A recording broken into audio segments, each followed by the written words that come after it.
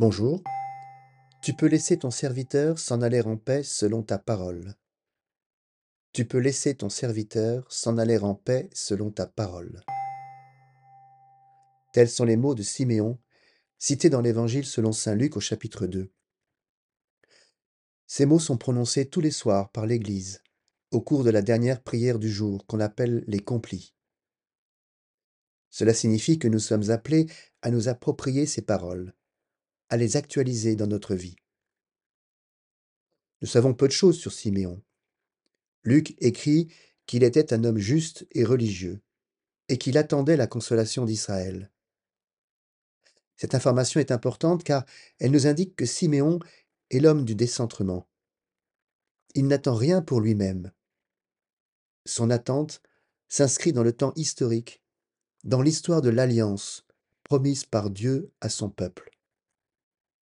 Il y a un maintenant, c'est-à-dire un aujourd'hui, qui change définitivement la vie de Siméon. Approchons-nous au plus près des paroles qu'il prononce. Siméon s'adresse à Dieu directement, marquant par là sa vie de prière, la relation intime qu'il entretient avec son Créateur. Il se définit comme serviteur. Il n'appartient pas à la catégorie des Lévites, de ceux qui sont chargés de l'entretien du temple de Jérusalem.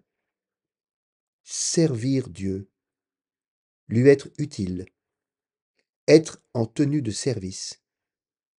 Telle est la seule ambition de Siméon, bien loin de la recherche du pouvoir et de la réussite professionnelle.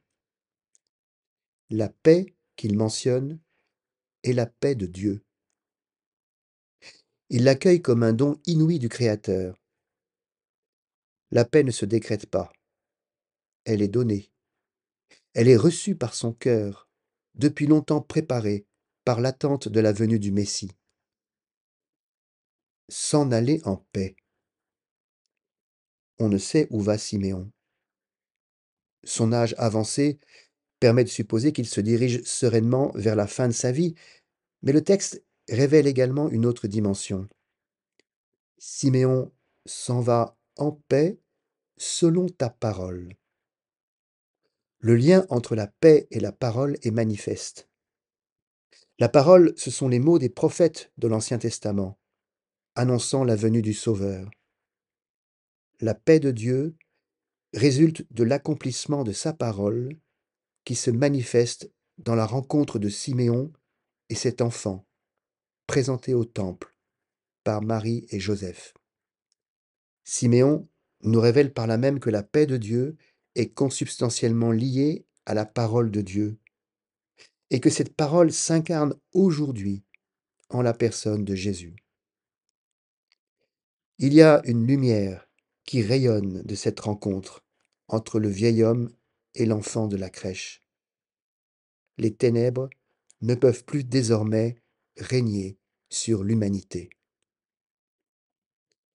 Cherchez, vous trouverez, frappez, on vous ouvrira. Bon dimanche.